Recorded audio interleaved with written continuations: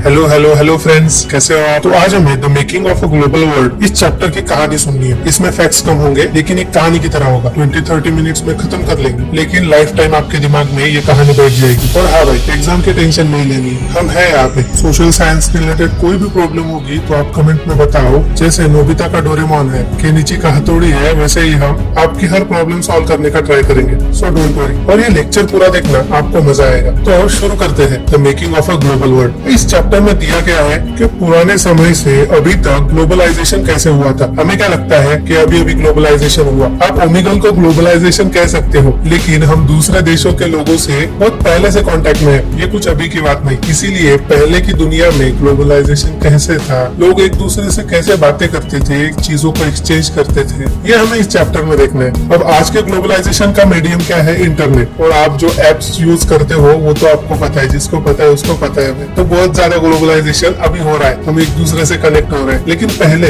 इस चीज के लिए सिल्क रूट का इस्तेमाल होता था। सिल्क रूट पूरे एशिया में और यूरोप में फैला हुआ था। ये कोई सिंगल रूट नहीं था, ये पानी से मतलब समुद्र से और जमीन से एक दूसरे से कनेक्ट किए हुए थे, एशिया, यूरोप और नॉर्दर्न अफ्रीका को। अब इसे सिल्क रूट नाम ही क्यों दिया? कुछ भी नाम दे सकते थे, एप्पल रूट, बैंगन रूट, कुछ भी।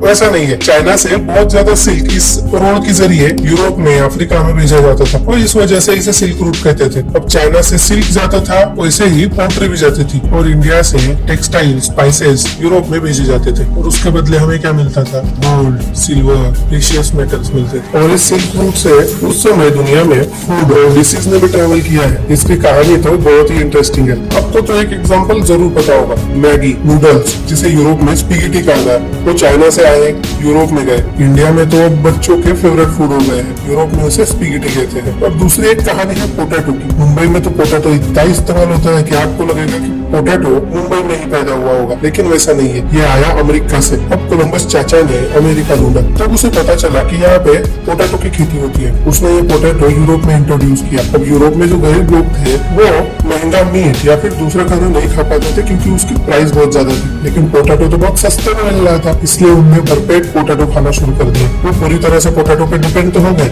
लेकिन कुछ समय बाद पोटैटो पे एक वायरस आया, जिससे पोटैटो की खेती खराब हो गई। अब खेती खराब हो गई, पोटैटो नहीं मिल रहे थे, गरीब लोगों को खाना नहीं मिल रहा था। हजारों लाखों लोग इस एक वजह से मर गए, क्योंकि वो पोटैटो पे बहुत ज्यादा डिपेंड हो गए थे। हालांकि वो अमेरिका से आया हुआ था। अब तो वो पूरे वर्ल्ड में फैल गया है, और भारत में तो वो स्पेशली फेवरेट है। अगली कहानी है अमेरिका की। अब क्या हुआ, कोलंबस चाचा ने जब अमेरिका ढूंढा, तब यूरोप के बड़े बड़े देशों की उस पर नजर थी कि इसे कैसे कब्जा किया जाए। लेकिन वहाँ के जो लोकल लोग थे ना, वो बोल रहे थे कि भाई तुम निकलो, ये हमारा देश है, हम देख लेंगे। अब स्पेनिश लोगों ने साइड में जाकर एक स्ट्रेटेजी बनाई और अमेरिका में स्मॉल पॉक्स का वायरस छोड़ दिया। इस वायरस से कुछ ही सालों में अमेरिका के बहुत सारे गरीब, बच्चे, बूढ़े सभी लोग मारे गए, क्योंकि ये लोग उस वायरस को इम्यून नहीं थे। और फिर अब अमेरिका वीक हो गया। यूरोपियन देशों ने उस पर अपने कॉलोनीज बनाना शुरू कर दिया और उसे अपने कब्जे में ले लिया। 19th सेंचुरी तक यूरोप फटे हाल था। पूरे वर्ल्ड ट्रेड पे दो ही बॉस थे, इंडिया और चाइना। लेकिन बाद में चाइना ने खुद को बाहरी देशों से तोड़ लिया और भारत में अंग्रेज आ गए। इस वजह से अब वर्ल्ड ट्रेड पे राज था यूरोप का, तो उन्होंने इस समय बहुत पैसा छापा। आज के लिए हम ये making of the global world chapter यही खत्म करते हैं। Thank you.